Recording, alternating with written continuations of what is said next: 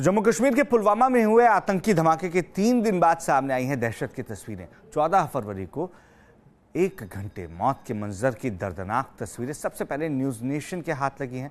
आप जवानों की इन निशानियों को देखकर आंसू बहाए बिना नहीं रह पाएंगे। जवानों की वर्दी से लेकर बेल्ट, जूते, मोबाइल जैसे कई सामान आपको हिलाकर रख देंगे। इन तस्वीरों के बाद पुलवामा में धमाका कैसे हुआ, किस तरह आतंकियों ने सीआरपीएफ के दस्ते को निशाना बनाया, उस दिन वक्त की सुइयां किस कदर घूमी थी, आपको हर एक वजह से रूबरू कराएंगे।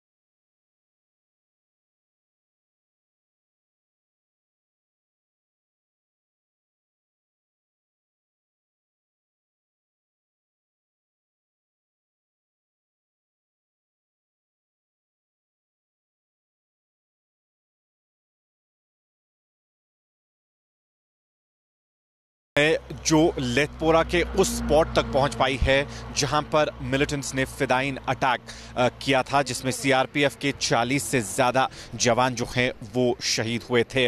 हम बिल्कुल उसी स्पॉट पर है जहां पर वो धमाका हुआ। इस ट्यूब से आपको दिख रहा है कि ये वाली ट्यूब जो है पार वाली ट्यूब पे अटैक हुआ और वहां पर वो धमाका किया गया। उसका असर जो है बहुत ही ज़्यादा था और अभी भी यहाँ पर बहुत सारी चीज़ें हैं जो एफएसएल ने उठा ली है, पर बहुत सारी चीज़ें अभी भी पड़ी हुई हैं जिससे इस धमाके का जो असर है वो यहाँ पर देखने को मिल रहा है। आप अपने विजुअल में देख पा रहे हैं कि कैसे यहाँ पर ये जूता आप देख सकते हैं, इस पे आप असर लगा सकते हैं कि धमाके का इंटेंसिटी जो है वो कितना ज़्यादा था, क्योंकि इस जूते में सिर्फ और सिर्फ पीछे वाला सोल बचा है और कुछ भी नहीं। और कई जवानों के हम देख सकते हैं कि आगे जाकर यहाँ पर बेल्ट्स पड़े हुए हैं, जैकेट्स पड़े हुए हैं, खून से लथपथ कई कपड़े पड़े हुए हैं जो अभी भी यहाँ पर दिख रहे हैं। और इससे पता चल पा रहा है कि कितना डरावना ये मंजर हुआ होगा उस वक्त जब ये धमाका हुआ है।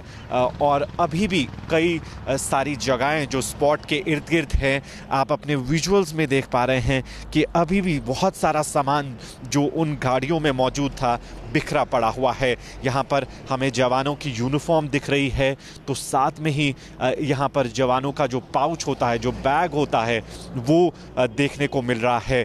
अभी भी जो टीम्स है यहाँ पर एफएसएल की टीम्स जो हैं वो कोशिश कर रही है कि यहाँ से सारा जो मटेरियल है वो कलेक्ट किया जाए। हालांकि सैम्पलिंग जो है इस मटेरियल की पहले ही हो गई है और साथ ही जो लैब टेस्टिंग के लिए सैंपल्स भेजने थे वो भी उठा लिए गए हैं, जिसकी वजह से पता चल पाएगा कि कौन सा एक्सप्लोसिव इस्तेमाल किया गया। आप अपने विजुअल्स में देखिए कि इन कपड़ों की हालत क्या हो गई है, इन बेल्ट्स की हालत क्या हो गई है जो शायद उन जवानों ने पहने थे। धमाके के मंजर की अगली तस्वीर में इस बेल्ट को देखिए। आज भले ही ये बेल्ट बर्बादी की निशानियों की गवाही दे रहे हैं, लेकिन कल्पना कीजिए 14 फरवरी को दोपहर 3:30 बजे से पहले ये बेल्ट किसी जवान की कमर की शोभा बढ़ा रहा होगा। बेल्ट के नजदीक पड़े हुए हरे और नीले रंग के ये कपड़े हमारे शहीदों के हमसाया रहे होंगे। ये मंजर देखकर कलेजा फट रहा है।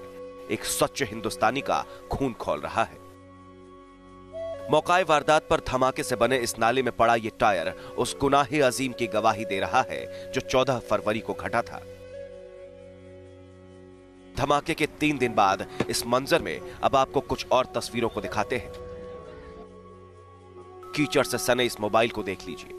जरा सोचिए, धमाके से पहले इस मोबाइल फोन पर हमारा कोई जवान अपनों की खबर ले रहा होगा, लेकिन अब शहीद जवानों का यह फोन उस दर्दनाक मंजर को बयां कर रहा है। अब इस शेविंग किट और उसके आसपास बिखरे हुए इन सामानों को देख लीजिए। शेविंग किट, क्रीम, तेल, शीशा और टूथब्रश जैसे बिखरे हुए सामान एक जवान की शेविंग किट में होते हैं। हर फौजी अपने साथ हमेशा इस तरह की शेविंग किट रखता है।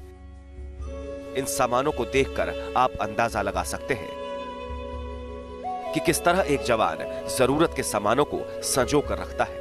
लेकिन धमाके के बाद अब सिर्फ दहशत के निशान ही बचे हुए हैं। जांच एजेंसियां इन सामानों को उठाकर जांच के लिए ले जा रही है, लेकिन धमाके की ये तस्वीरें देखकर हर हिंदुस्तानी का खून खौल रहा होगा। हर हिंदुस्तानी का कलेजा बदले की आग में उबल रहा होगा। इस फिदाई ने इसी स्पॉट पर उस धमाके को अंजाम दिया जिसमें 40 से ज्यादा सीआरपीएफ के जवान जो हैं शहीद हो गए। वीडियो जर्नलिस्ट मोहम्मद यूनुस के साथ Idris loan, news nation, Lethpora.